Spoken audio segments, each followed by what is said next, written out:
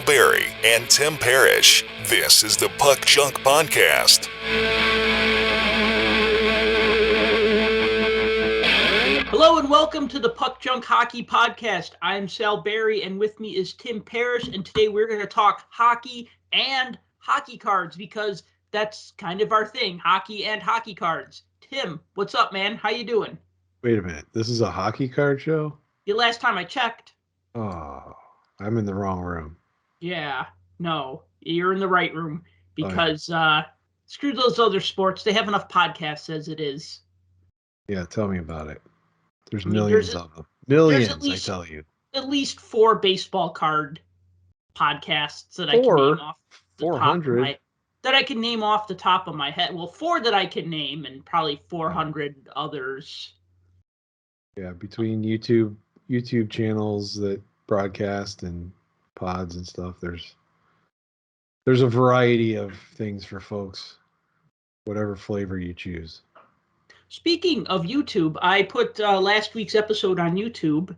Saw that. And yeah, well, you know, it's funny because I have a very specific way of doing things, and sometimes that kind of backfires on me because I was like, well, I'll put all the episodes on YouTube, and then I'm like going and I'm trying to put all 100 old episodes of our podcast on YouTube, and it was just such a time suck, and it was just like, and then you were like, well, why don't you just put the new ones on YouTube? And if people like us, they could seek out our earlier podcasts on all the other places. And I'm like, oh my God, Tim, that's genius, right? Like, you know, like I said, I'm so fixated, like, well, I'm just going to put all the episodes on YouTube because that's what I should do, right? And I'm all about the work smarter, not harder thing.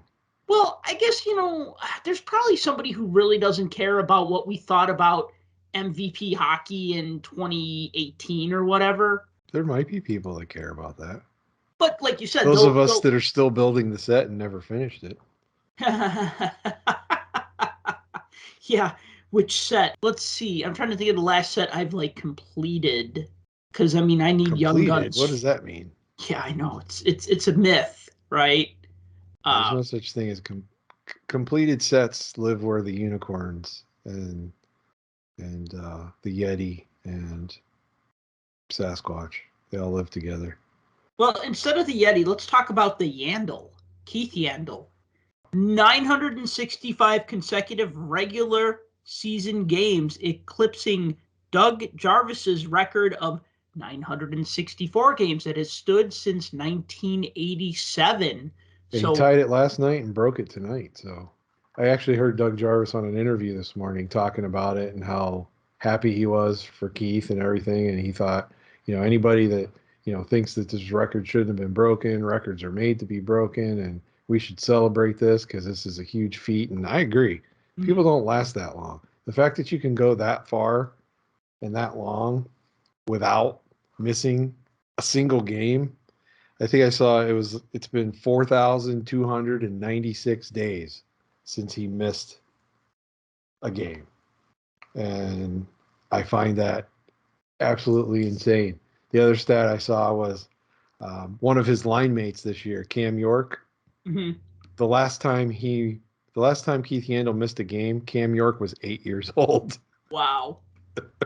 So, yeah, it goes all the way back to 2009. So, incredible feat. And the other thing interesting too, and this is like a side note, and how my brain doesn't work correctly sometimes.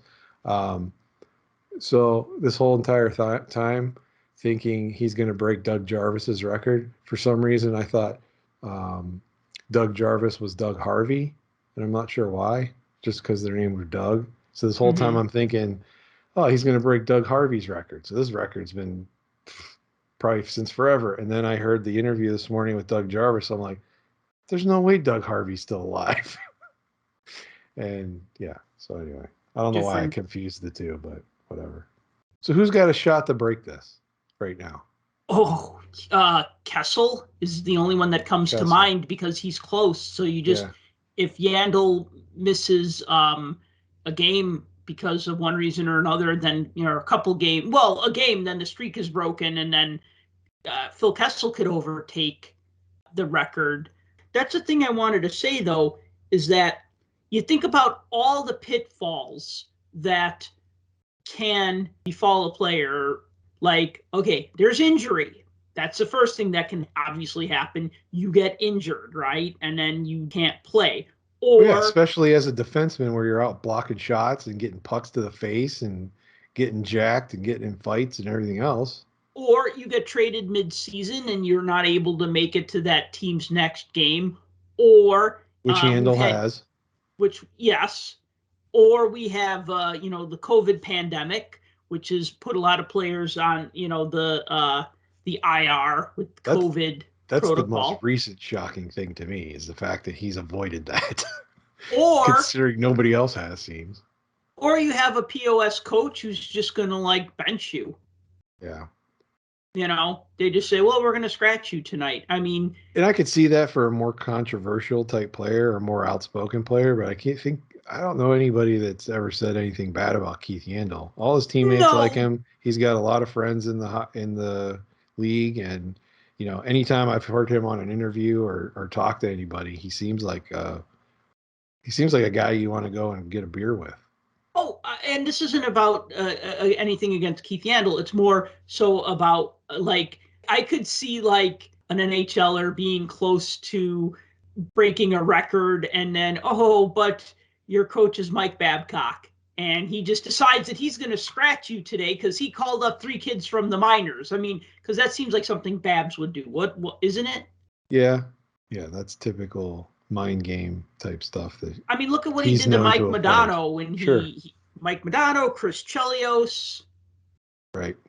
I get it. Those are aging players. I mean, well, but still, I mean, one thing I read recently, just now that we're on the topic of Babcock, is Chris Chelios talked about the 2009 Winter Classic, Detroit versus Chicago at Wrigley Field. As we all know, Chelios, by the way, the night we're recording this is actually Chris Chelios' 60th birthday. Happy birthday to my favorite hockey player of all time.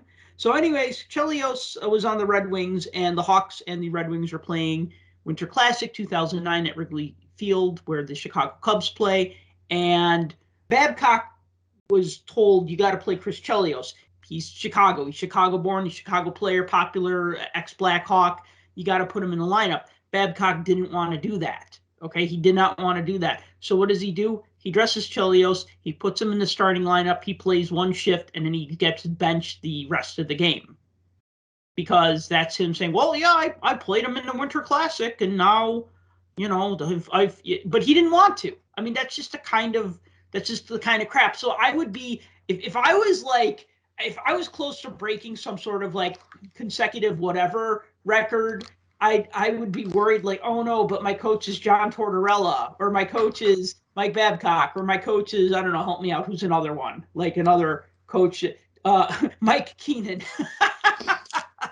The good thing is all these coaches we're mentioning, none of them are coaching at this point in times. But there may be one or two out there still that are kind of like that.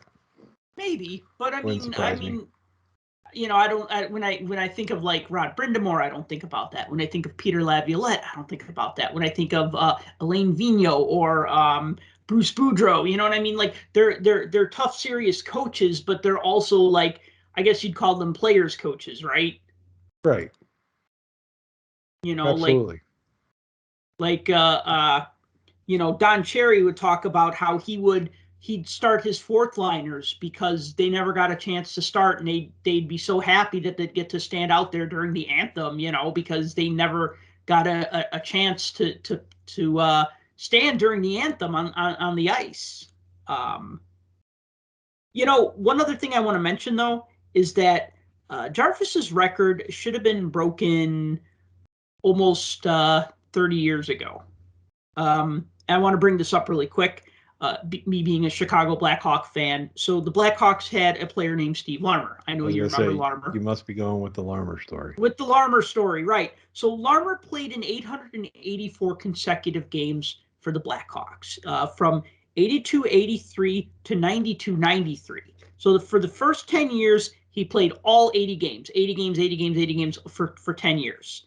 Then in 92-93, he played in 84 games because that's when they expanded from 80 to 84 regular season games.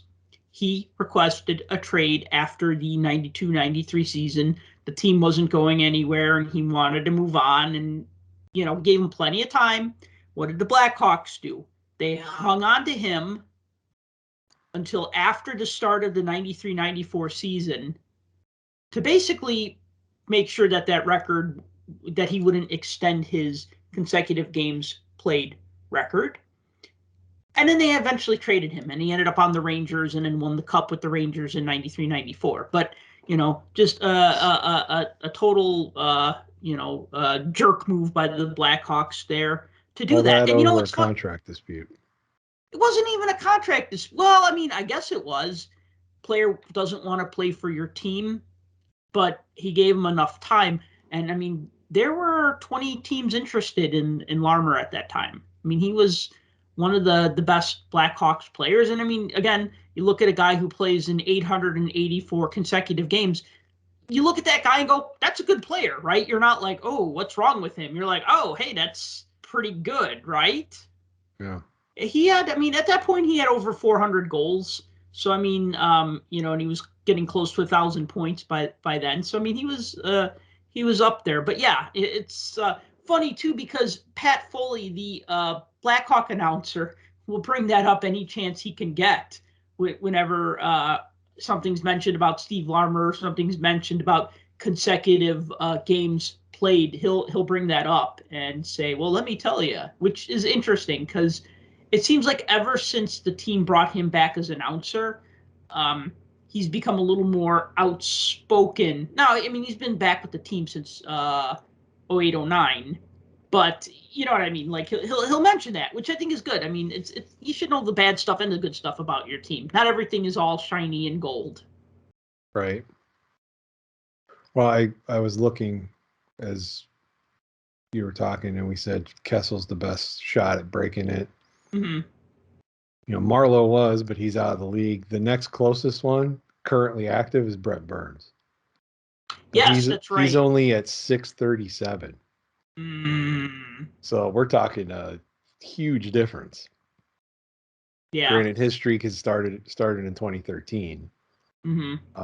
So Yandle's got a few years on him, but still, I mean, that's a big gap. And that's a long time to play. And again, we're talking about another defenseman.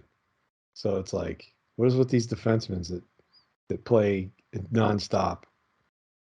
I mean, I always think of Letang, and who like clocks 28 minutes a game, and it's ridiculous. He's off the ice for 10 seconds and he's back on for 2.5 minutes. It's nuts, but it's kind of Letang's crazy. a beast, and he has great hockey hair too. So here's another one of the reasons why I want to talk about Keith Yandle. Mm-hmm. So Yandle is not one of those household names, either necessarily with hockey fans and especially with hobby people. I don't hear anybody talk about Keith Yandle. I don't hear his name brought up. I don't hear any of that. Here's this guy that is a stalwart, hasn't missed a game since 2009. And he really doesn't get any hobby love. I was looking at some of his rookie cards just to kind of see. Mm-hmm. Most of them come from 06, 07. He has a cup rookie. So, of course, those are the RPAs with the patches and the autograph and everything else. And just looking at, some sales information and things like that for some of those that have actually sold, a lot of them are under $50. Wow. It seems like a crime to me. Yeah, it does. Especially for a player like that. Well, but it I mean, makes me wonder though, if the attention that gets put on him for breaking that record, and if he continues to go, if he'll get more, if this will be a hobby push for him. It's kind of hard for me to say that or to see that, because I mean, yes, possibly. The thing is that I mean, he's bounced around for a bit. You know, he was with Phoenix for a number of years, and they're not a super popular, super collected team, right? And then he was with the Rangers for a couple of years, and if he was still at the Rangers, I could see that happen. You know, kind of like look at the popularity of Mika Zibanejad before joining the Rangers and after joining the Rangers, right? Or Artemi Panarin from, you know, his time with Columbus versus his time with the Rangers. I mean, just The two Broadway examples. effect. Yeah. Well, it doesn't even have to be Broadway, but I mean, you look at certain players that go to like bigger cities, bigger name cities. I mean, I look at like the cost of John Tavares rookie cards, and I'm kicking myself because when he was an Islander, I was just like, yeah, I'll buy that young gun eventually. It's like $70. Yeah, I'll get it eventually, whatever. And he goes to Toronto, and then the thing like triples in value like overnight. And this is pre-pandemic. And that's kind of the same thing. The Broadway effect is the whole thing. You get put in New York, you're stuck on the biggest stage in the U.S. basically when it comes to publicity and press and the amount of eyeballs that are on you. Toronto's the equivalent of that in Canada. So, you know. Yeah, but I'd say if you play for the Bruins or even the Blackhawks, depending on how good these teams are at the moment, you know, at that moment, it's the same thing. You know what I mean? Like, I like how you added that asterisk at the end. Well, no, because I mean, teams are gonna be up and down. You know what I mean? Like teams are gonna have good seasons and good spans of time and bad spans of time. But like, I think about like if I have a if I have a Kirill Kaprizov rookie card and it's selling for good money and he's with Minnesota and then he goes to Toronto, well, that's just gonna it's just gonna go up. But if he goes to Carolina, you know what I mean, or Buffalo, Buffalo, you know what yeah. I mean? Carolina, I don't know. Carolina's gotten popular since they're decent. No disrespect to Carolina. You know what? The team works hard. They try hard. They have fun. I mean, they're one of those smaller market teams that tries to win and build a contender. And I like them. Don't get me wrong. I still have my Bunch of Jerks T-shirt that James Howard sent me, and he also sent me a Bunch of Jerks puck, which I'm going to hang on to that until I die because it's awesome. But up until a minute ago, they were in second place in the Metro. So yeah, they're looking good. So you want to talk about Leon Draisaitl? Do I want to talk about him? Not Should really, we? I want to. We probably should. Yeah, well, I'll give the 30-second synopsis here. So during a press conference after an Edmonton Oilers team practice, Leon Draisaitl was addressing questions from the media, and he got into an argument with sports writer Jim Matheson, who has covered the Oilers since 1973. So he's been Hall of Fame sports writer. Hall of Fame sports writer. He's 72 years old. He's been covering hockey longer than I've been alive, right? Covering the Oilers since 73.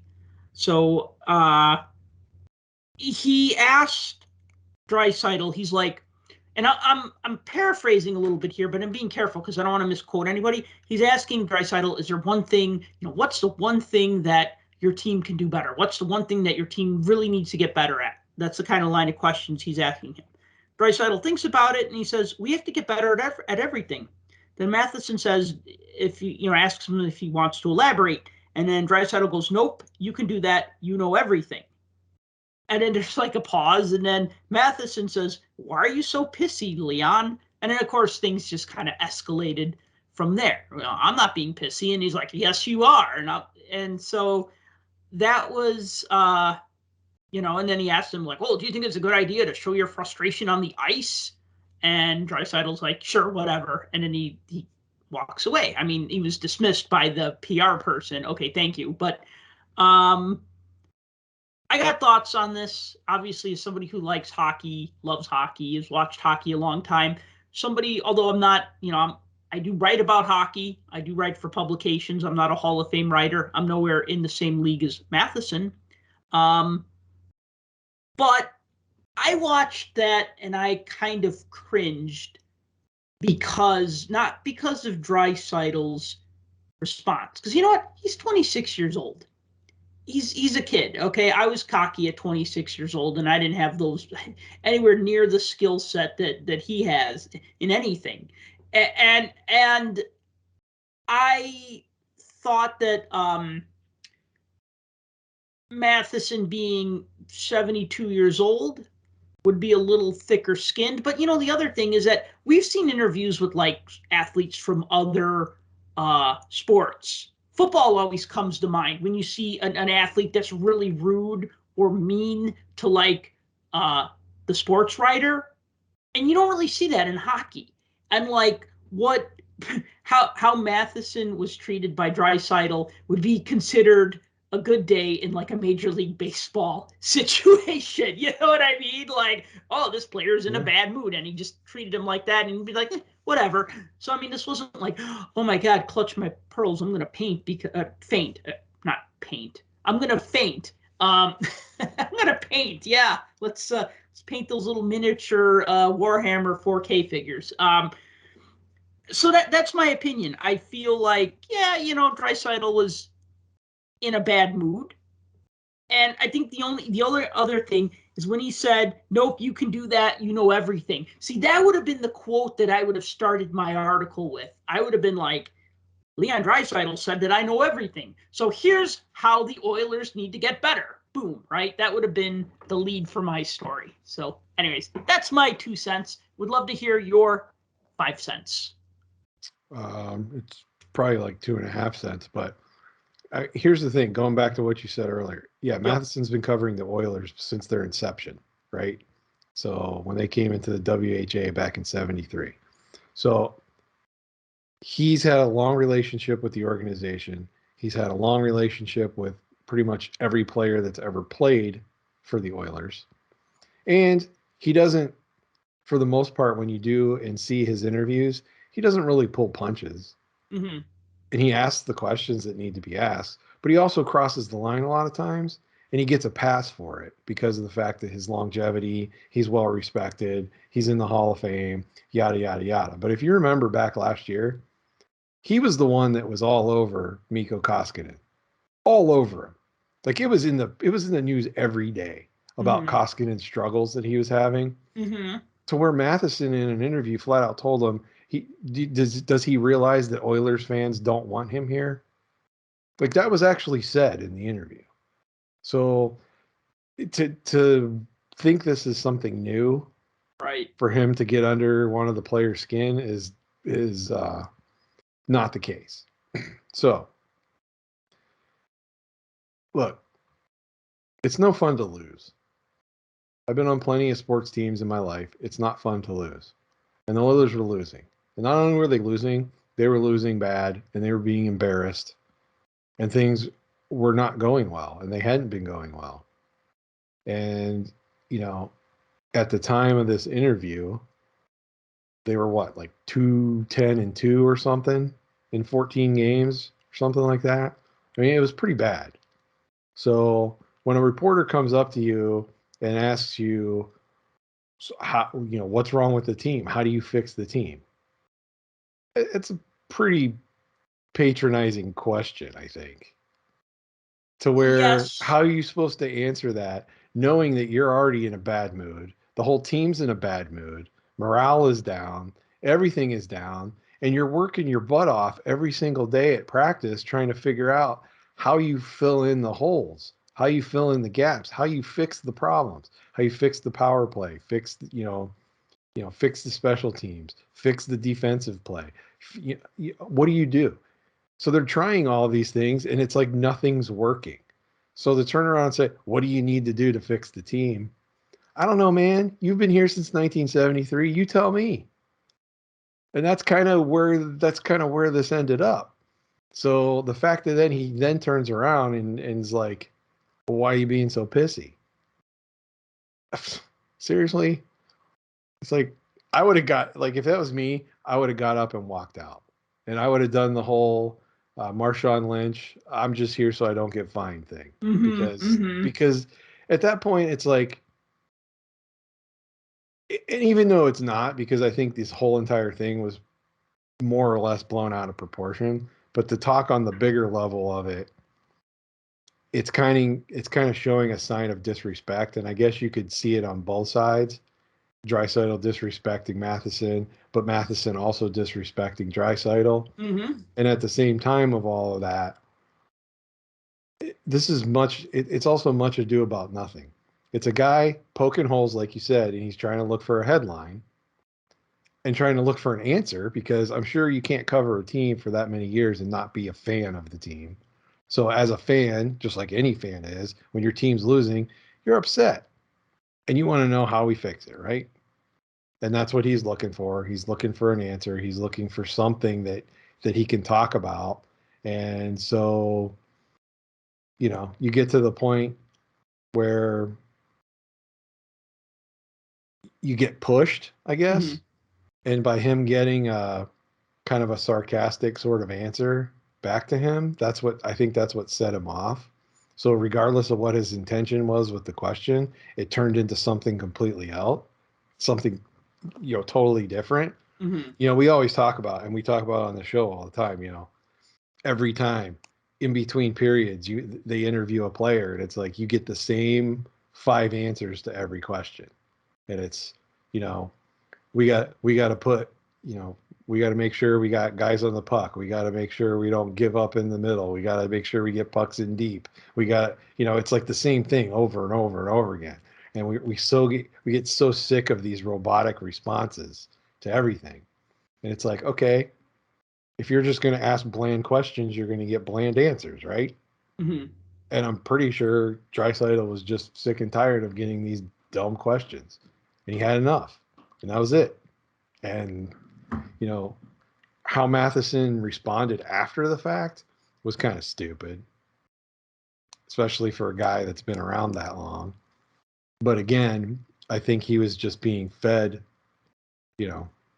just just fueling the fire, right? Just throwing more coal, more wood, or whatever onto the fire from everybody else around him, and it just made this whole thing blow up. I mean, what did you expect him to, as the reporter, what would you expect him to say? If you said, how do you make this better? Like, all of a sudden he has the answer? Of course not. Well, If he had the answer, they'd be putting it out on the ice. and the other thing is that I thought that was actually a very honest answer when he said we have to get better at everything. I mean, because there's not one thing that's wrong with the Oilers. There's not, I mean, if you look at it, I mean, there are games where they get shut out. And you go, whoa, they lost 6-0.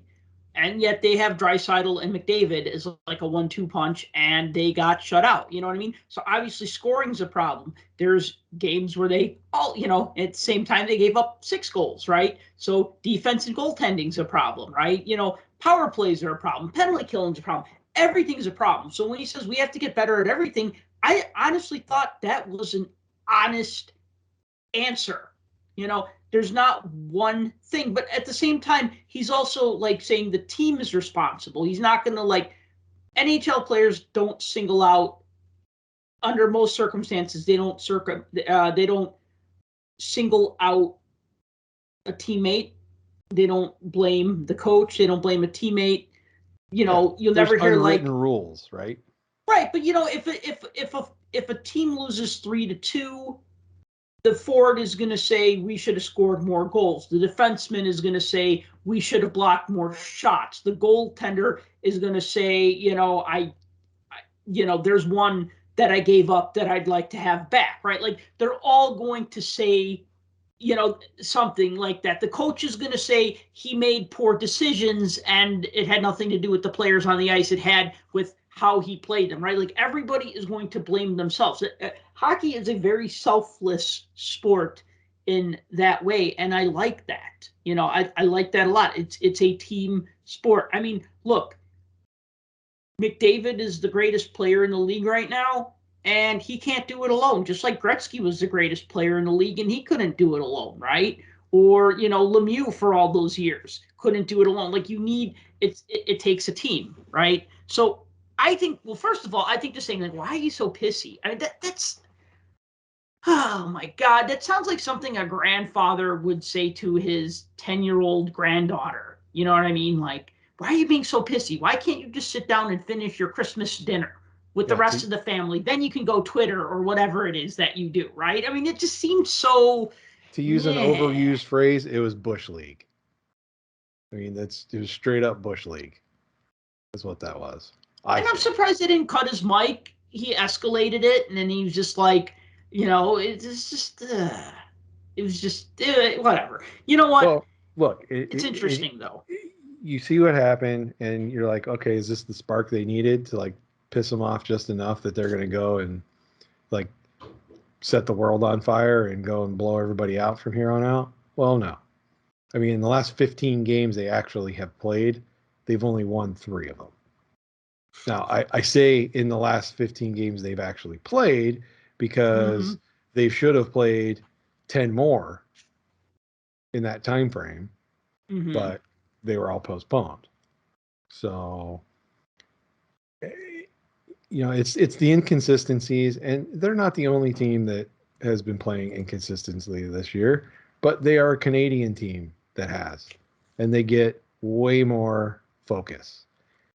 Not only that, like you said, they have arguably the best player in the world on their roster, and 2 of the top goal scorers and point getters in the league. Mm-hmm. And it's like you can't buy a win, it seems like at this point. And I've said this before. I mean, we've talked about the Oilers ad nauseum on this show at various points in time.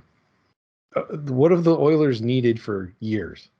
They need a solid goaltender, and they need defenders to play in front of them. They need a Mm-hmm. defense, and they haven't had that. And until they get that, that's going to be your problem. Because the thing is, you can score 5 goals every night. The problem is your back end's going to give up 6. Mm-hmm.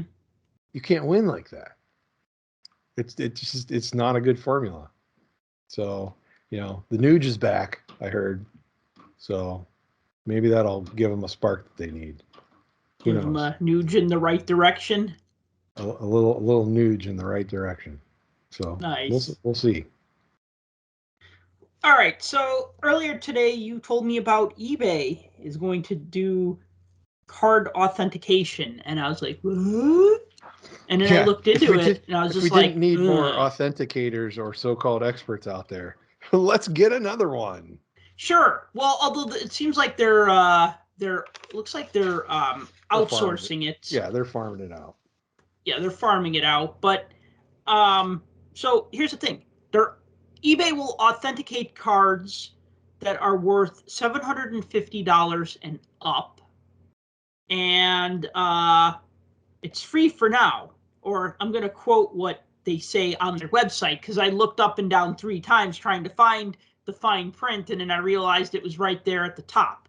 eBay covers all the costs associated with the authentication process for a limited time. And when you hear for a limited time, that means that the McRib is not going to be around forever. So you better take advantage of that McRib or mountain raspberry shake or shamrock shake or whatever the heck it is, because it's only around for a limited time. So, now it's going to be free, but eventually it's not. Yeah, and And while you look, piece your thoughts together, you let me just give them the whole outline. no, So go ahead. you sell a card that's worth $750 or more. It gets shipped to eBay. eBay authenticates it. They put it in a holder, which looks like a card saver too, honestly. They put a sticker on that holder that's tamper-proof, right? Then they send the buyer that card with the sticker saying it's authentic, and then there's like a barcode that you can scan with your phone, and then it'll tell you like about the card, I guess. And the idea is that this way, when you buy a card that's worth a lot of money, 750 and up is that threshold, you know that you're getting an authentic card and not a fake card. So that's kind of how it is. And then, like they said, it's free for now. Now, keep in mind that if you sell a card for $750, you're paying about 75, you're paying about $90 in fees. So, Okay, I'm glad you brought that up because I was going to yeah. say, yeah, it's free, but nothing's Well, free. that's the thing though. Like if I sell a $3 card and eBay takes, 40 cents of that as their fee, I mean, they're not making any money. I mean, they're making a little money. It's a micropayment, right? But if I sell a card for $1,000, eBay is going to get 120, we'll just say like $125, right? So they can afford to reship the card to somebody for $5 or $10 and also, pay somebody to authenticate it, because you look at that, they might be out, $10 for the authentication or whatever, or, they have somebody in the office who looks at it. I mean, even though they're farming it out, they said it was going to be like CSC or I think CGA were going to be the two that were going to authenticate. Um, but the point is that they make so much in that fee that they can kind of shoulder the load for that cost. But I wouldn't be surprised if they because they're making this a requirement. You're required to do this. If the card sells for more than 750, it is required to be sent in for authentication. Okay, so that's everything that I needed to say about that, just so that we have all the details out there. Yeah, and it gets a blue check mark or something like that. I think was the thing they said on your auction. It'll have a little blue check mark that it's going through that process. Yes. So okay.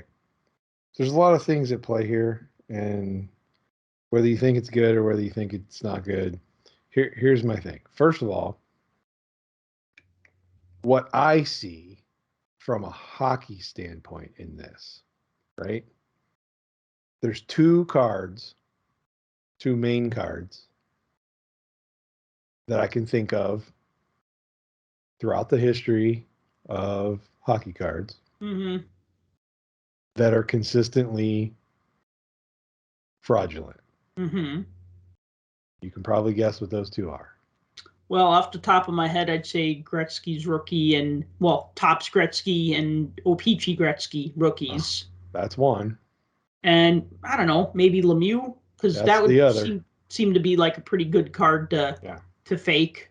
Those are the two that come up pretty much all the time. Now, I don't really go that far back in vintage, and I don't know how big of an issue that is, but the Gretzky and Lemieux cards have been known to be forged for many, many, many years.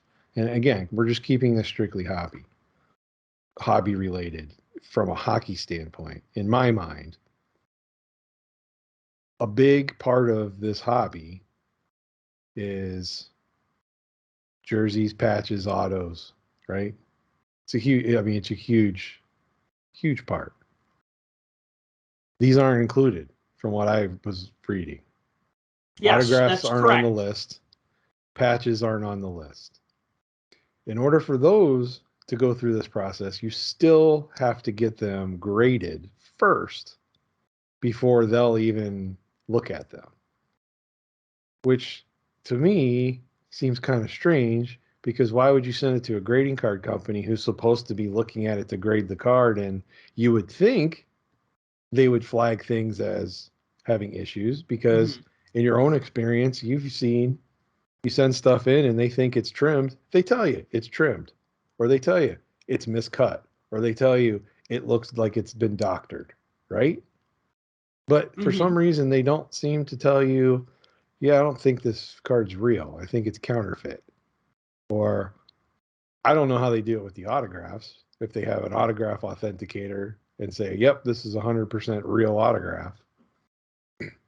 But I think that's okay, fine. So I sold this, I don't know, Connor McDavid Young Gun for $800. So it has to be authenticated. I mean, let's be honest. Let's be honest here. Who's going to counterfeit one of those when there's a billion of them out there? Well, not only that, but it's a tough card to counterfeit because of the hologram. Impossible? No, but difficult. But I'm sure they could. But you understand what I'm saying? Yeah, that makes it a little harder because every hockey card in the last how many years has a hologram on it because of Upper Deck. Yes.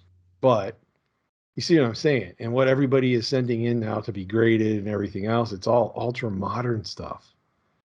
So it's like, okay, great. So I can't send in these RPAs, or like I can't have these RPAs looked at because they fall under the patch auto. So they're not going to authenticate those.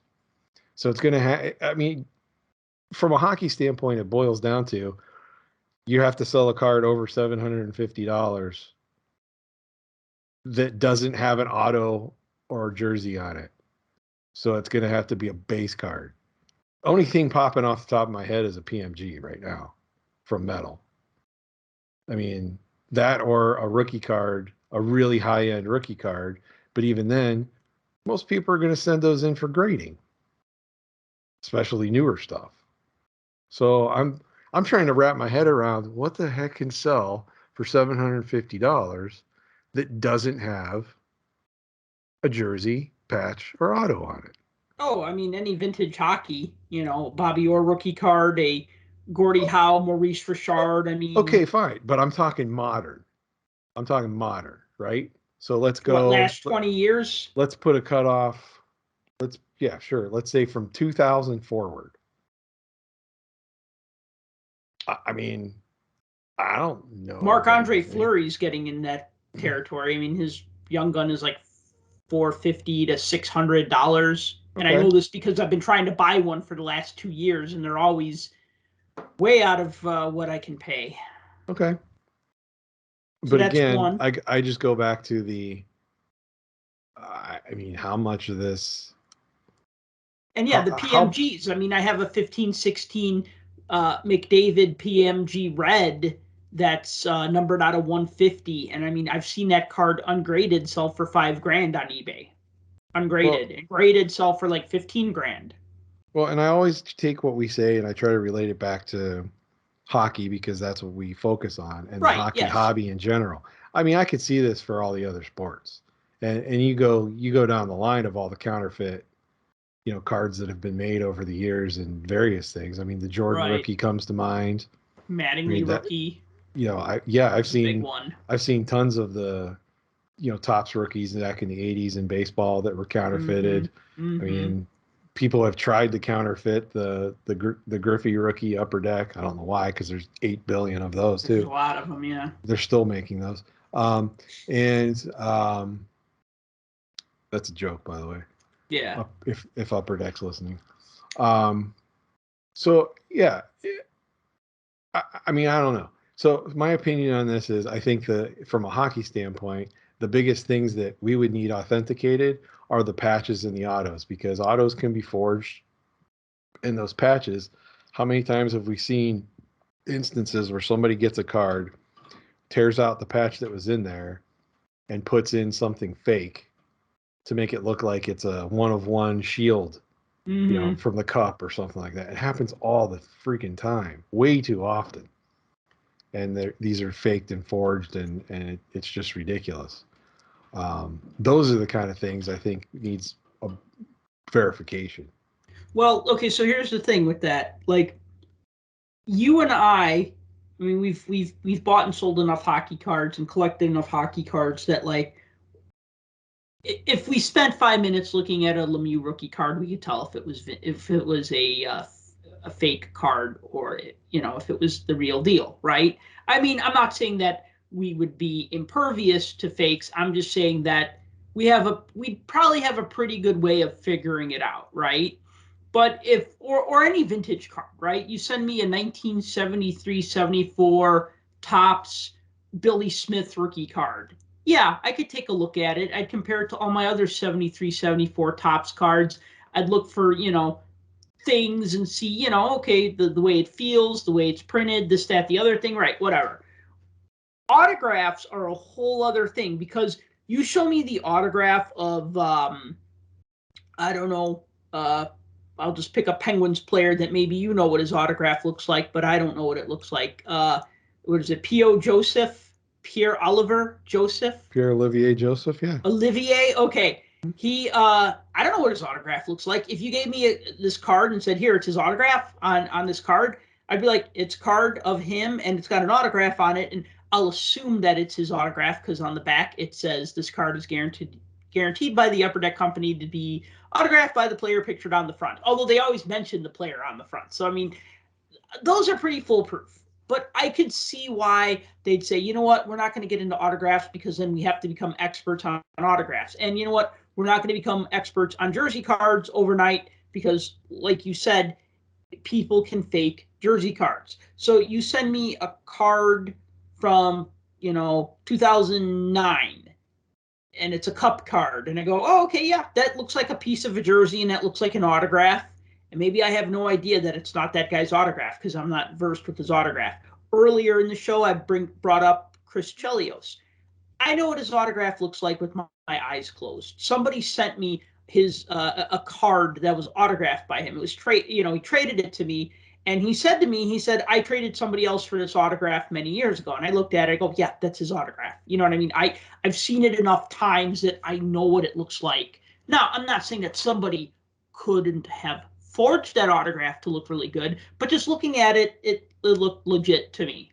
You kind of have to be an expert on that. And so, yeah, that those two things, autographs and jersey pieces, add a layer of complexity that eBay is not ready to handle. So you're saying if you got a Steve Larmer rookie signed by Steve Ludzig, you would know. Well, I never got Steve Ludzik autograph, unfortunately. I do have a Steve Ludzik rookie signed by Steve Larmer. That works too. Yeah, well, I mean, technically the card says Ludzik, but it pictures Larmer. But then I also have Larmer's card, which pictures Ludzik, also autographed by Larmer. So whatever, covered all my bases. You got it the one way, but not the other. Yeah. I've never had the opportunity to meet Steve Ludzik. So yeah, I'm sure they're going to open the platform up to other things as it goes on. But here's all I see with this. Okay, so now we're going to do the 750 cards and up. Mm-hmm. Okay, now we're going to do the 500 cards and up. Okay, now we're going to do the 100 cards and up. And guess what? Now all of a sudden, somebody buys something from you, you ship it the next day. They don't get their card for a month and a half because it's sitting in a warehouse somewhere waiting for whoever to authenticate it. And I guess they're going to use, was it CCG? They hired the parent company of, was it CSG? There's too many letters, alphabet soup. Yeah, I agree. Yeah, so who's to say these guys don't get such a horrible backlog that no one gets their cards forever and it turns into PSA again? Well, they said that it was going to be a 2-day turnaround time. Yeah, good luck on that. I mean, I'm just saying they're saying that it's going to be. They can say whatever they want until they realize the logistics of this and how many people are going to take advantage of this. Mm-hmm. It's going to become ridiculous. And like I said, they're going to have to open it up. I guess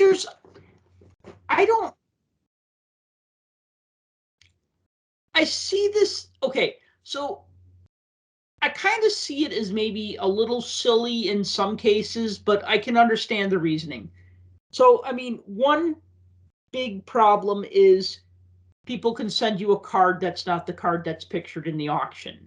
So I show you this card, I send it to you, and then I sent you the different, a lesser grade, not a graded card, but like, the one that you see on the site has got perfect centering. The one that I send you is off-centered. Now you're like, well, this isn't the same card, right? So I could see eBay being the middleman and saying, well, okay, we're going to make sure, yes, okay, we confirm that this card that we have in our hand is the card that's pictured in the auction. Now we're going to send it to the buyer, right? So in that way, they're kind of authenticating the item. And that's all they're doing. They're not grading it. They're just saying it's that item. And sure, I don't even know you have to have some type of, there has to be some type of vetting. You can't just say, oh, look, here's a 2000, what year was this? This is like a 2002 Fleer Throwbacks Gary Rissling card. Right. Yep, that's the card. Well, how do I know that's the card? I know somebody didn't change this around, and like the real card, he actually has all of his teeth instead of missing a couple in the front. Well, Somebody's going to have to know something and be some kind of expert in order to be able to figure out and look for the typical signs of it not being real. Are they authenticating that the card is the card that's pictured, or are they authenticating that the card is not counterfeit, or both? I thought it was that it's not counterfeit. I thought the whole idea was to eliminate that fraudulent portion of the practice. Right. There has to be experts doing it. And again, if you're utilizing a company that's already bogged down with other things, and now you're adding this other layer, I mean, what are they offering up?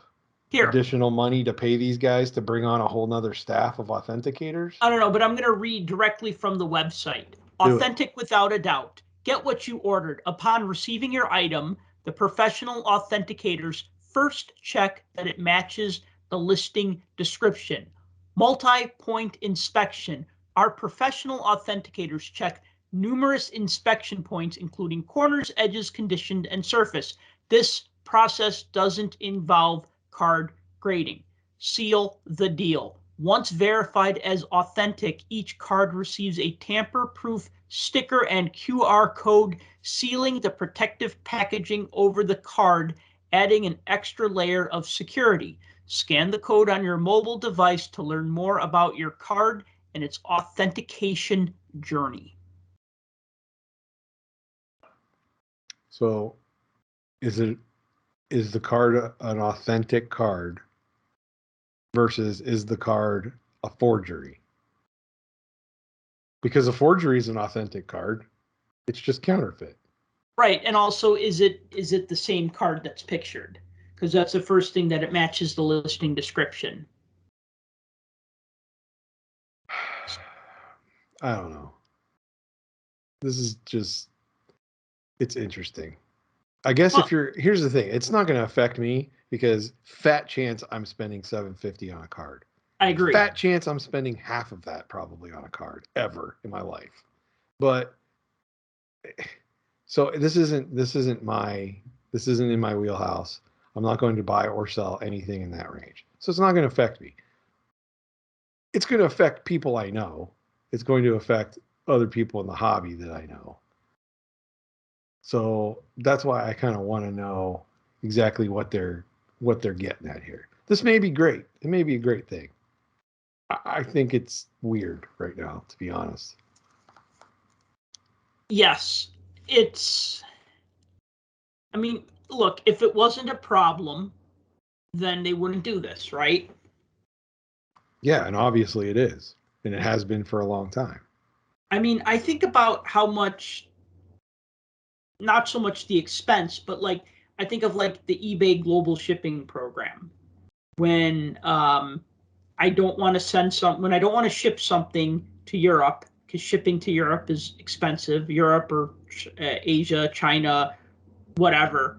And I don't want to, not only do I not want to like say, okay, this is going to cost you $50 for me to ship there, if it's like an action figure or something.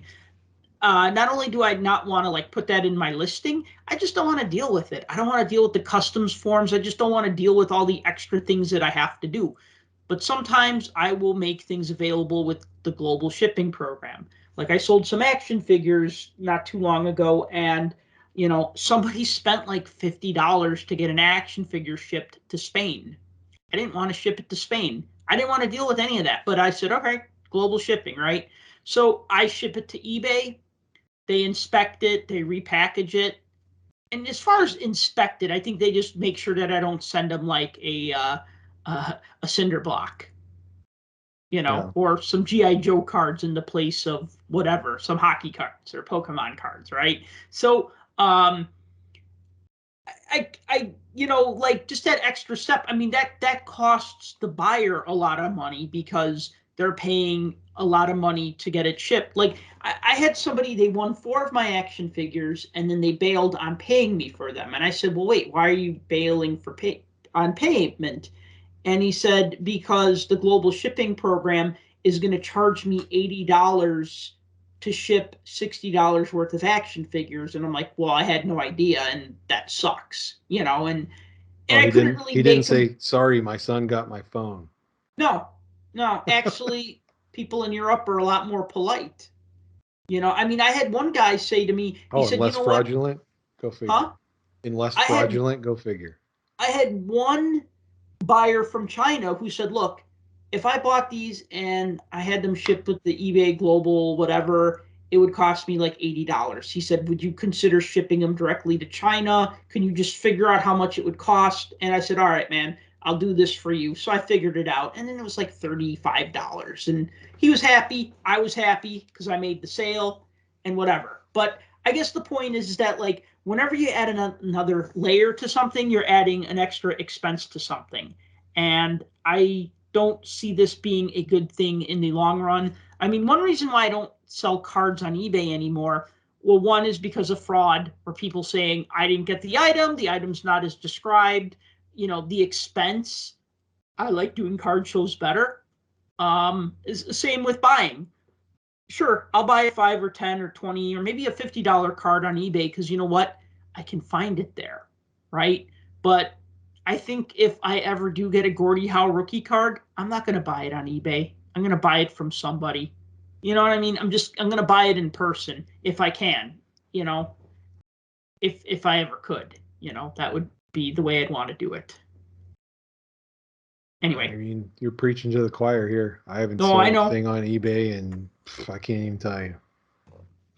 Let's And talk I'm about happy with it.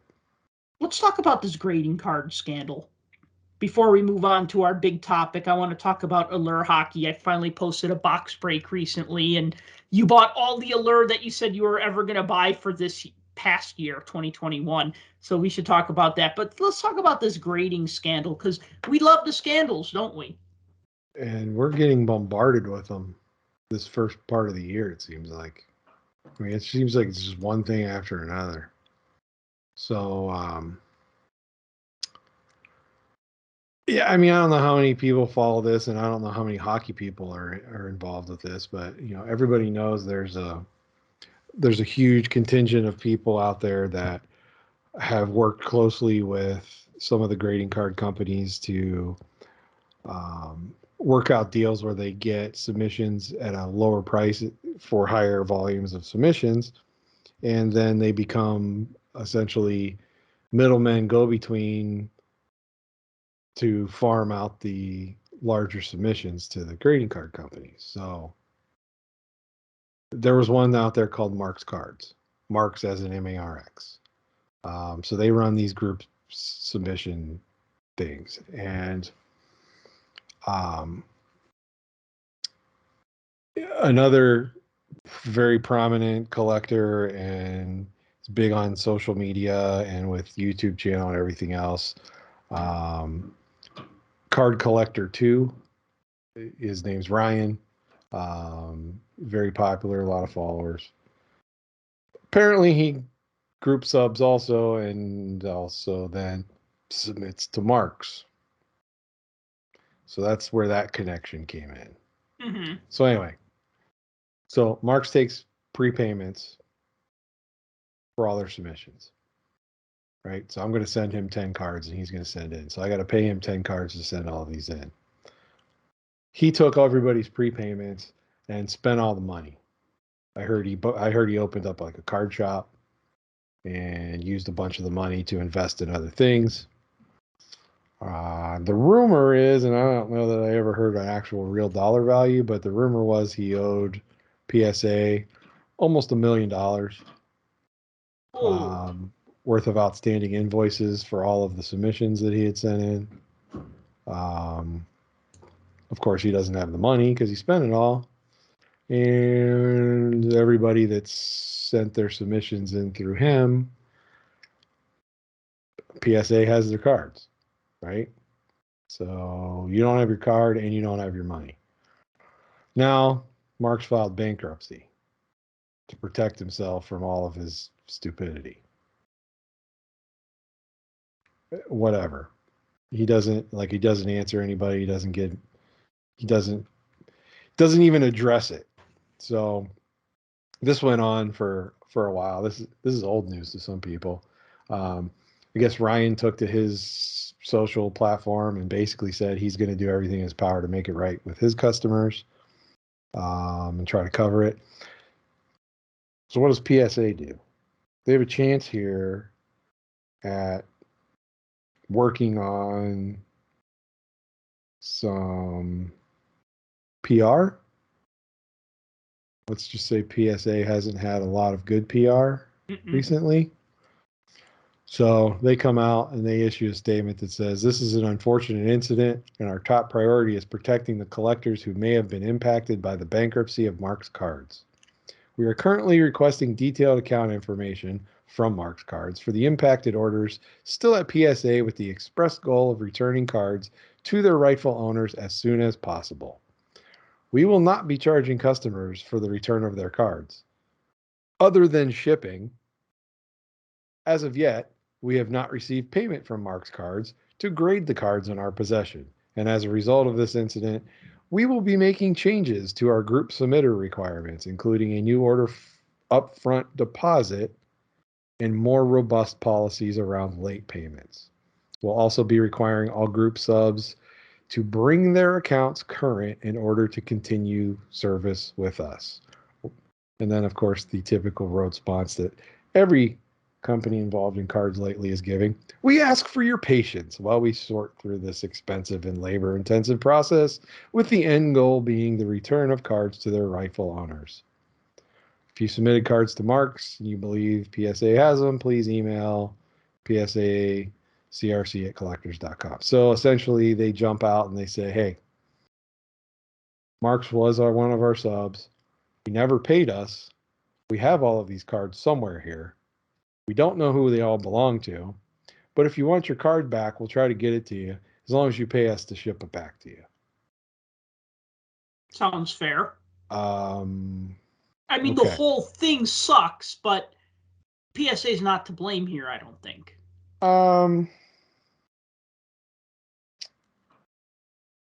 For this exact action, no. You are correct. They are not to blame.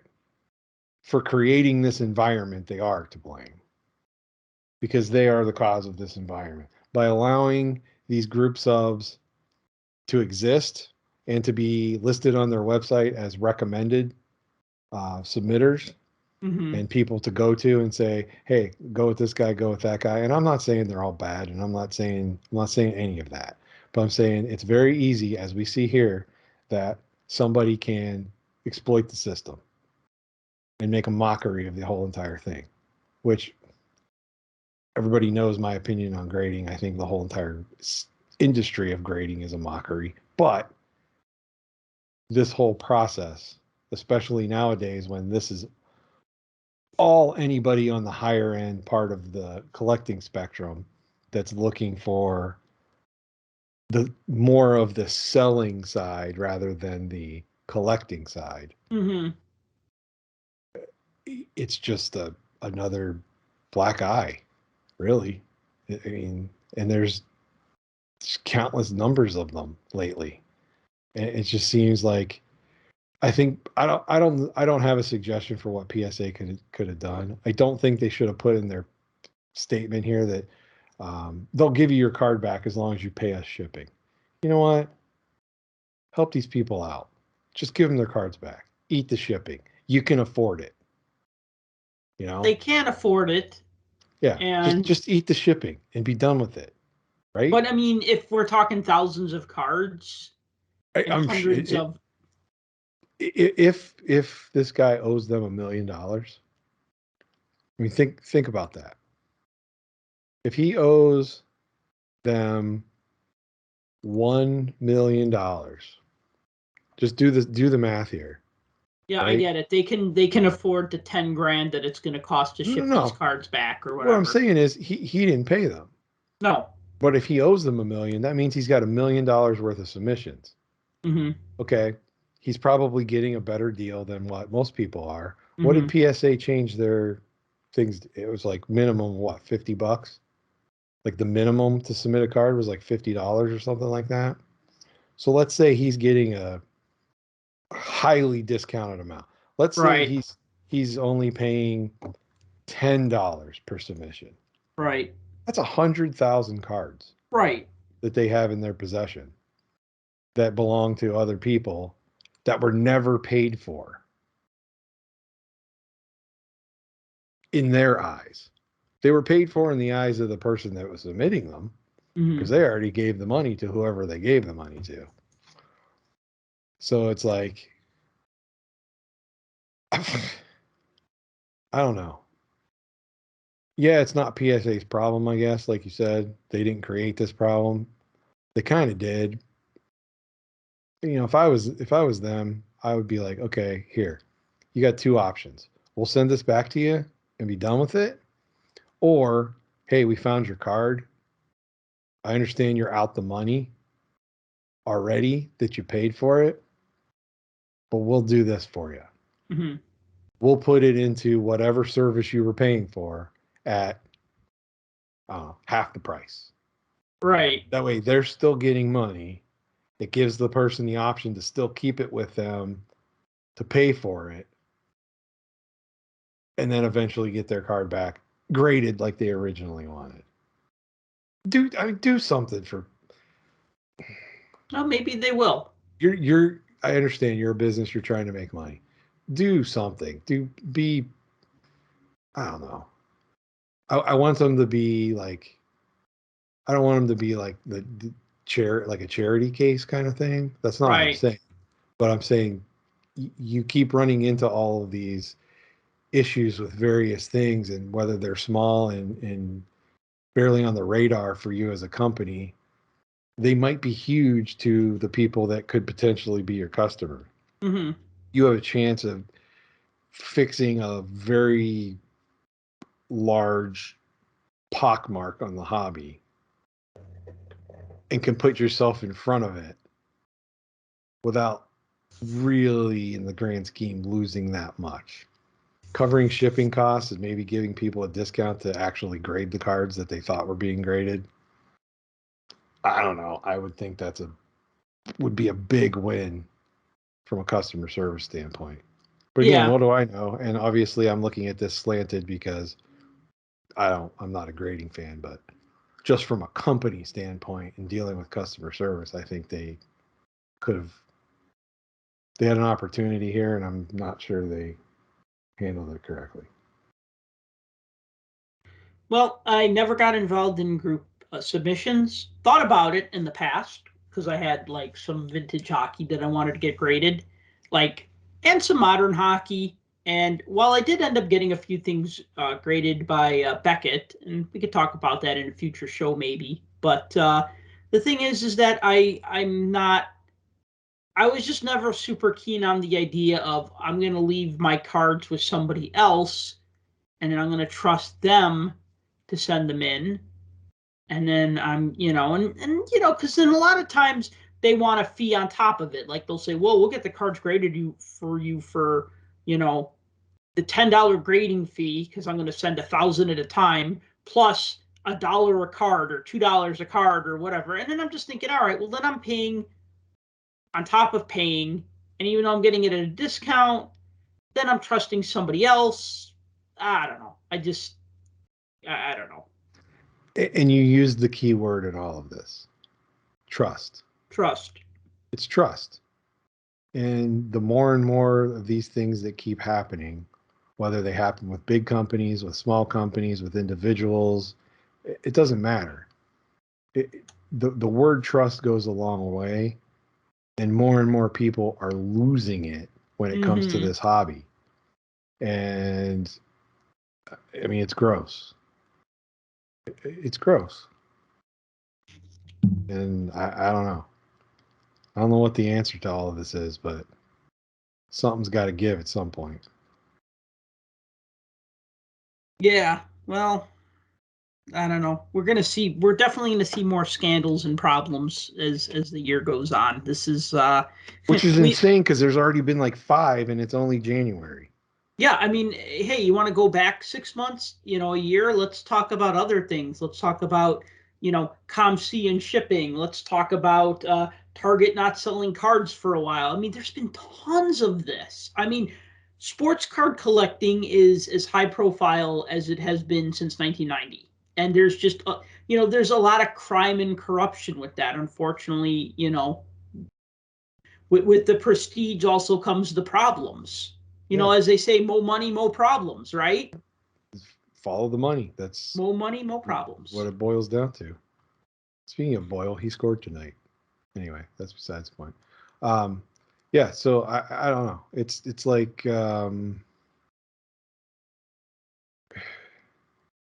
I don't know what the right answer is. I don't know what the right fix is, because I don't think there is one to really any of it, because you're always going to have bad seeds, right? There's always going to be a bad seed. There's always going to be somebody, the proverbial person that ruins it for the rest of us. Mm-hmm. There's always going to be that. Mm-hmm. It's just when there's so much of it and it's so overly publicized. Look at how many over the last 5-6 months.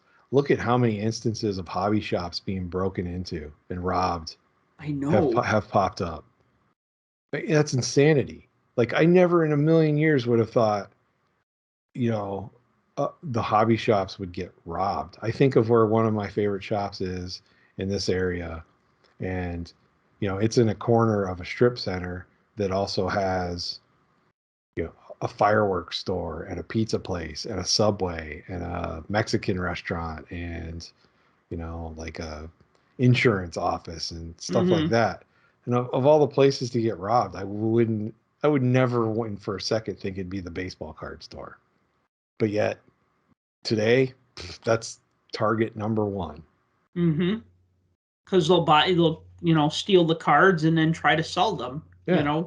And that's exactly it.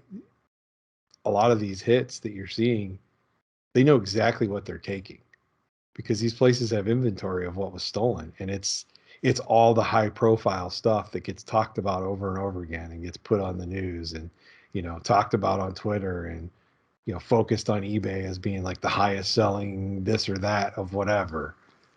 It's that stuff. They're not taking, they're not busting cases and stealing vintage cards. They're not busting through cases and stealing the guy's silver coin collection that rents the one little booth at the end in the card shop. They're not stealing that kind of stuff. They're taking all this ultra modern stuff that everybody talks about on a daily basis. The graded Mike Trout or the graded Jordan rookie or the Kobe rookies. Yeah. If they even have time for that, they're grabbing wax boxes. Oh yeah. Well, those would be easy to. Then you just throw those up on Craigslist or on OfferUp or even eBay. You know what makes matters worse?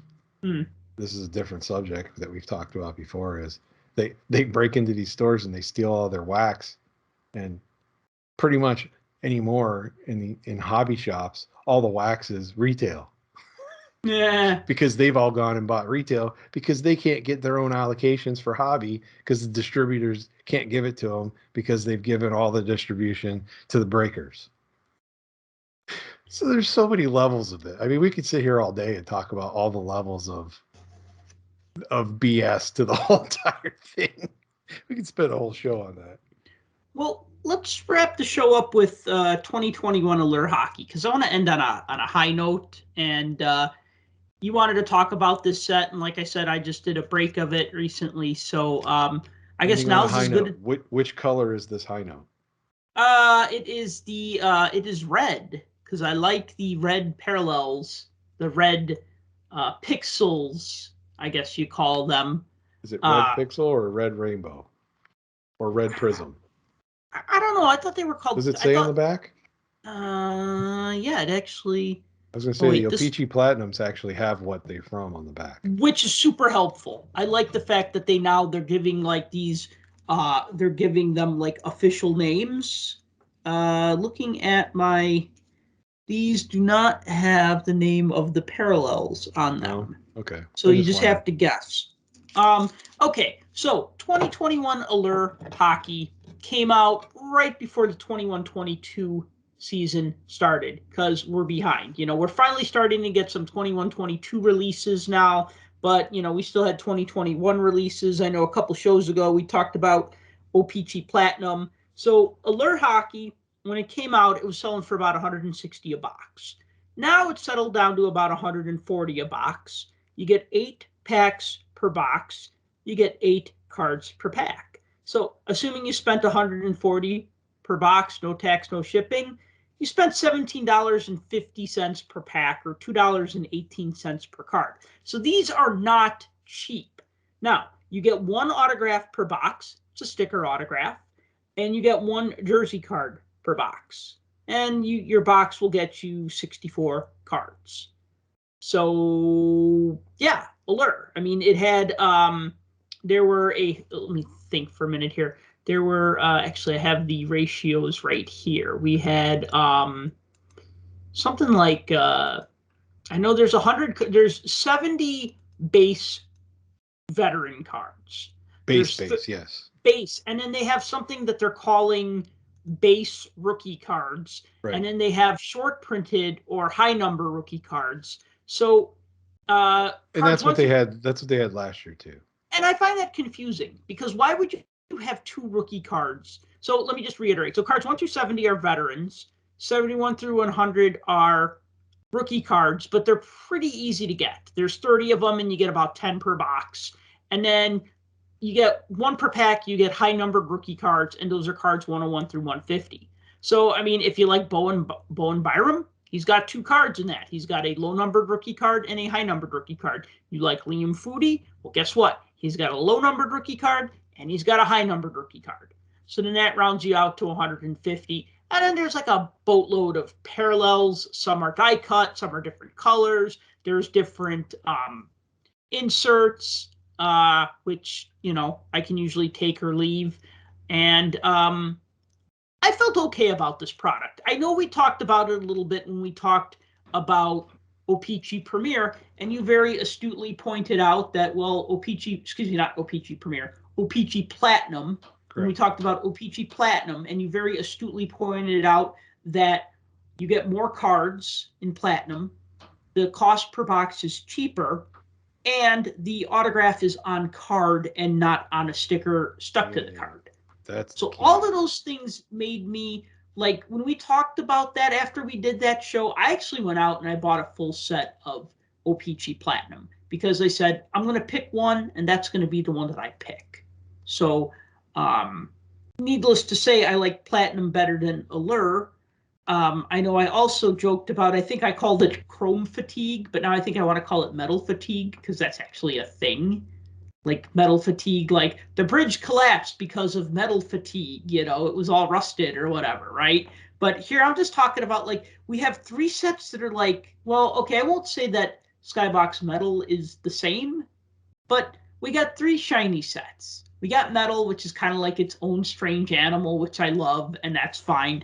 But then we have Allure and O-Pee-Chee Platinum, and the cards look the same. They feel the same. I mean, you take them out, you touch them, they feel the same. You know, maybe this one is bumpier because it has more lines on it or whatever. But you look at them, they look the same. I mean, I struggle to see a difference on, like, how one is better than the other or more unique than the other than the O-Pee-Chee card looks like the O-Pee-Chee base set, but all platinum-y. And Allure has the different design, but you're right. It's that, you know, the base cards are that chrome mirror finish. So if you slapped an O-Pee-Chee logo on this Allure card, it would become an O-Pee-Chee card, right? I mean, there's nothing. If you put an O-Pee-Chee logo on any card, it would be an O-Pee-Chee card.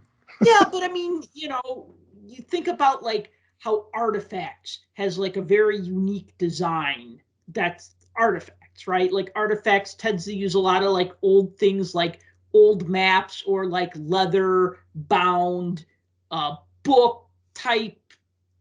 Like, I remember, like, the 0708 Artifacts had kind of like this brown, I want to say almost like a leathery background, and it had like foiled corner pieces. Corners, right? So it felt like an old book. You know what I mean? Like Artifacts, or like a photo stuck in an old photo album with the little corner holders. Yes, or that, right? So Artifacts has a very, like, it's a distinct design. You can tell Artifacts when you see it. To it, and you could tell SP Authentic, right? What characterizes SP Authentic? It's white. White, the white background. So then the player really pops in, and on top of that, they put a spot varnish coat on the player, so the player's glossy, but the rest of the card is matte. So like there are like these design pretty bad conventions. when the only thing you can say about what do you think of this set? It's white. Well, no, but it's I like Allure. Excuse me, I like SP Authentic because of the fact that it gets rid of the backgrounds and it really focuses on the player uniforms being colorful. Yeah. Well, Allure. Speaking of colorful, Allure is pretty colorful. Lots of parallels. We need parallels. Lots of parallels, right? We got red parallels. We got green parallels. We got black parallels. We got orange parallels. We probably have parallels that I haven't even come across yet that probably exist, but I'm too tired to look them up. You like leopard and yellow taxi. Those you wouldn't have gotten, but those are out of blaster boxes. They also have. Actually, I did come across a yellow taxi at a card show it was a Marc-Andre Fleury yellow taxi for $0.25. I bought it. There's also in this year's set, the 2021, there's 3 different versions of the NHL Shield logo background. Background on what? So you're looking at the card right now, right? I'm looking at a card, yes. Yeah. So see all that mirror finish in the border? Yep. Instead of being that, it would have a floating NHL logo all around it. And there's 3 different versions of that. There's the 1917 Shield, the 1945 Shield, and the 2005 Shield. I don't think I got any of those. 3 different inception. Well, you wouldn't have got the 05 one because that's Walmart. But the other 2 are the 45 Shield and the 17 Shield are both numbered. Oh, yeah. So no, I didn't get any of those. Those are numbered parallels. Yeah. But you're right. There's a million different ones. Golden Treasure, Purple Diamond, White Diamond, Green Quartz, Blue China, Steel, Magenta. I mean, it's like an endless list. Like I said, Allure is not a bad set, but it doesn't do anything necessarily better than O-Pee-Chee Platinum. Yeah, it doesn't do anything better. I will agree with that. I mean, here's the thing. Allure, yeah, you got your base cards, you got your base rookies, you got your SP rookies, you got all the various colors. But I think the one thing that Allure tries to do is they just try to shove that parallel thing down your throat. That's really what it boils down to. Well, so does Platinum. Remember how many parallels we counted with Platinum? Yeah. Like 12 or something. It was nuts. Platinum adds another. It just adds. I feel like it adds something else, though. Not that I don't like Allure, I do. But it's like, I don't know. I think Allure is more insert driven. Maybe. I mean, how many inserts did you get in a box? Let's see. I got 3 of the grand entrance inserts. Okay. And then I got, let's see, so I got 3 grand entrance, and then I got 1 iced out and 1 diagnostics. And then I got the, I don't know if you count the autographed card singular, but yeah, so I got 1, 2, 3, 4, 5 inserts. So you almost got 1 per pack. I mean, you got like 2 rookie cards per pack. So I'll tell you this: if you're somebody who likes 5 rookie inserts, cards, 5 inserts and an auto, and a jersey card, and a jersey card, and a bunch of rookies, you're not going to you won't really get that in Platinum. I think Platinum boxes only had 3 inserts. Yeah, but a lot of parallels and also a lot of rookies, because you had like the rookies were a little easier to put together, like the set of rookie cards. I still go back to the on-card auto. I'd much rather have that. That's just me, though. Yeah, and you know the other thing too is that like if the cards were all designed like these red pixel parallels, which reminds me of like those remember Panini Prism? Yeah. Remember they had like the different pixely parallels, like the blue ones, the green ones, the purple ones, the red ones. The red and blue Pulsar. Pulsar. Yeah. I freaking loved the Pulsar cards. I now realize I'm never going to have a full set of Pulsar any color from Panini Prism because they've all gone up in value. I think the most valuable one I have, I actually have a Tom Wilson red Pulsar parallel, which I will sell at the next National. The only thing I didn't like about that, and it's a different thing, but it was hard to tell the difference between red Pulsar and red. Yes. Same thing with the blue Pulsar and blue, because like the Walmart and Target blasters had just the regular red and blue, but then in Hobby they had inserted the Pulsar ones, which looked very similar. Yeah, but I think the Pulsar had the little bricolage, the little pixel-y type. Yeah, you had to hold it a certain way because where the red and blue were flat, the other was more like what you have there with the sparkly. Right. It was more glittery. I have the same complaint with O-Pee-Chee and the O-Pee-Chee Rainbow parallels, where you hold it in the light and the background looks different, and it actually looks nicer. Now I wish they were all kind of like this, right? So yeah, those bothered me on old years when they didn't print on the back that it was in fact a rainbow parallel. Right. But you're right. You look at the card and you're like, oh, it's a mirror. And then you look at this one and you're like, oh, wait a minute. I think that I see like a rainbow in the background. Not real sure. There's colors on this one. You know what the worst parallels were in recent memory? 1011 Score Glossy. Oh. What glossy. Freaking waste of a parallel. It's the same card, but with more gloss on the front. They did that more than 1 year. No, I think the next year, then they went to gold. They only did glossy that first year with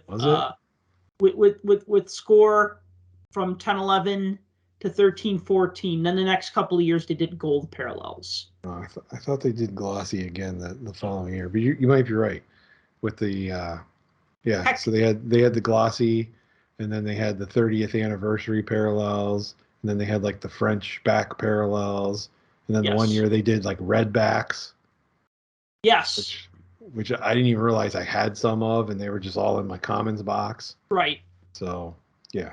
Yeah. So I think that the more noticeable you can make a parallel, the more fun it is. And I think when you just like if you have to look too hard, it almost kind of takes away from the, oh, cool, I got something unique and different and fun.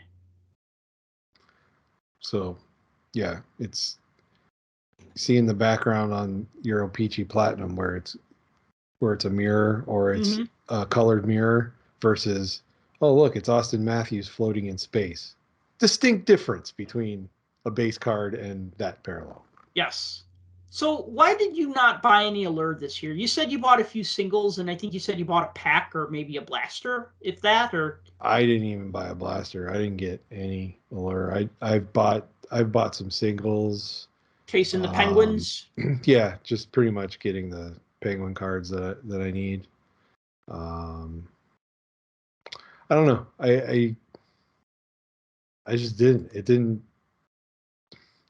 2021 is going to go down in history as a weird card collecting year for me because I had a lot of things, a lot of outside influences that popped up that prevented me from maybe focusing on collecting as much as I did in years past. Mm-hmm. That, the pandemic forcing cancellations and delays is another one. And like you said, by the time this came out, my mind had already moved on. Like, I'm on 21, 22. I don't really want to be opening 2021 product unless I absolutely have to. I want a new product. Well, guess what? Other than MVP, we don't really have anything yet. Right. So, this is kind of what you're left with. And of course, you open this and you're thumbing through your pile of a million rookie cards, right? And you're already seeing probably of the 50 that are in there or 30 that are in there, there's got to be at least 10 guys that haven't sniffed the NHL. Well, it's funny every time I pull Morgan Geeky and he's with the Kraken now. So it's just kind of like, Yeah, oh, guys have changed teams or they got moved down, or some of these guys may even be out of the league already. I mean, I got excited to get a Gabe Velarde autograph, and then I saw that he was in the minors, and I'm like, oh, yay, I guess. Velarde's in the minors because he's young, but he's a good solid player. He'll be Yeah, back. he'll be back. I mean, it's like that with a lot of guys. I think Peyton Krebs is in there on the Vegas Golden Knights. Well, he's no longer a Golden Knight. He was part of the Eichel trade, so he's in Buffalo. In fact, he got his first goal the other night. So, there's a lot of potential here with a lot of these players from a rookie standpoint, but I don't know. Was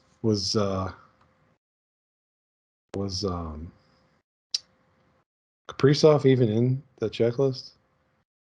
I don't know. Did he make it onto the checklist for that? Well, I don't know, honestly, but I know there's an Alexei Lafreniere. I think he's card number 100 out of the set, if I remember right. Oh yeah, Lafreniere is definitely in that. I just didn't remember if Kaprizov was in there. He might be in the short prints. He is That's in the probably base extended rookies. So there's 5 XRCs. Alexander Romanov, Dylan Cousins, Ilya Sorokin, Kirill Kaprizov, and Tim Stützle.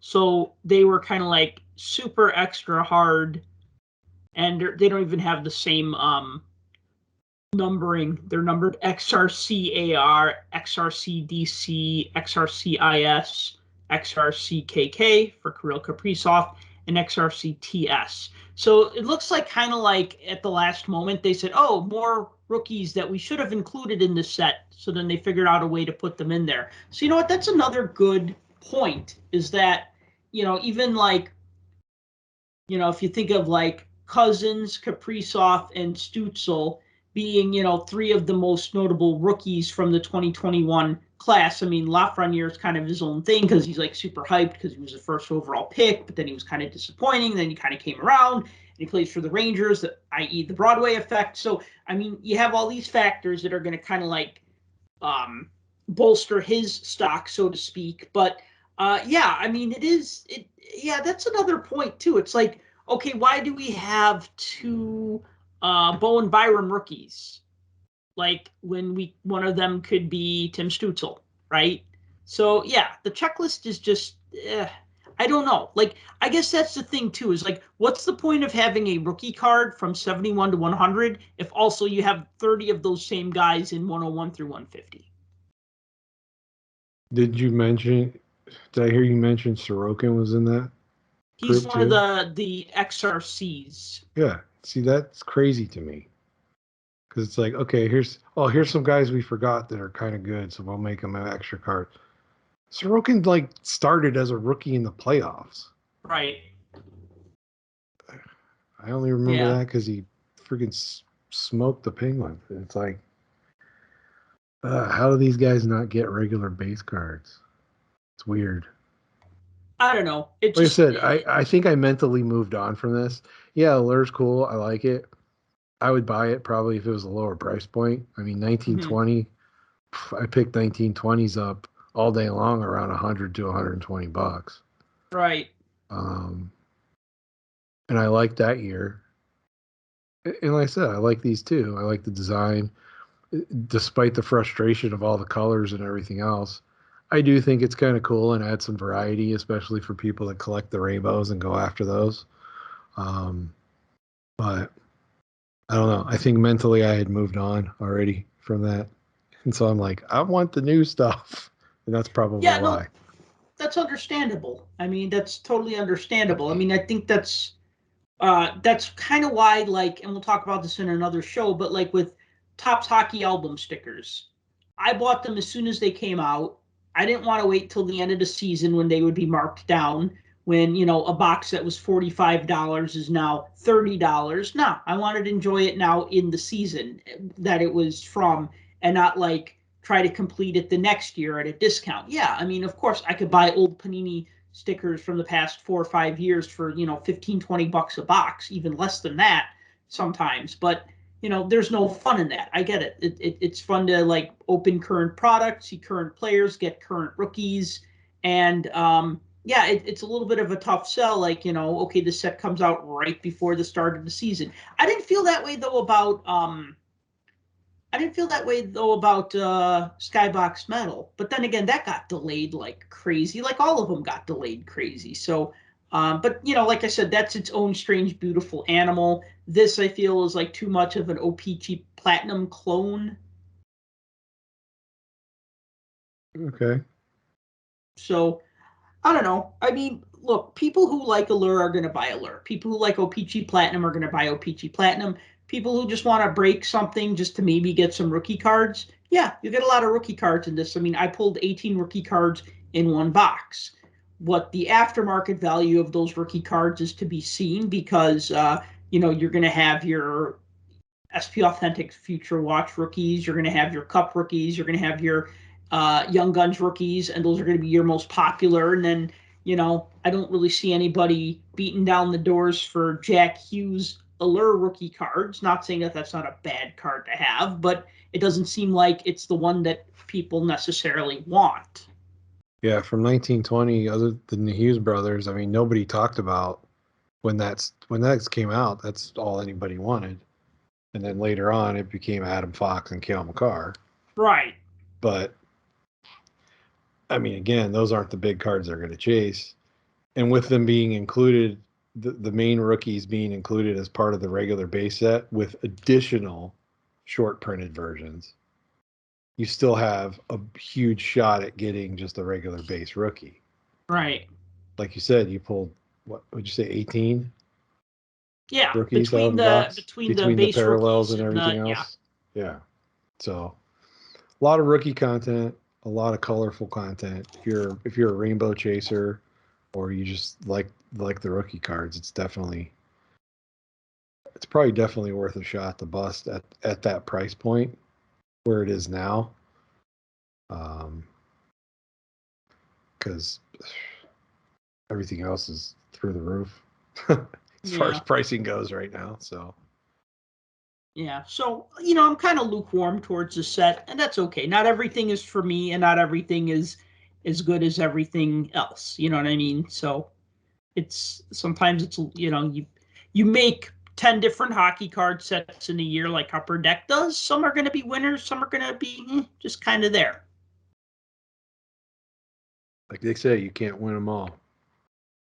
So any last thoughts before we wrap this one up? Yeah, I did want to say something.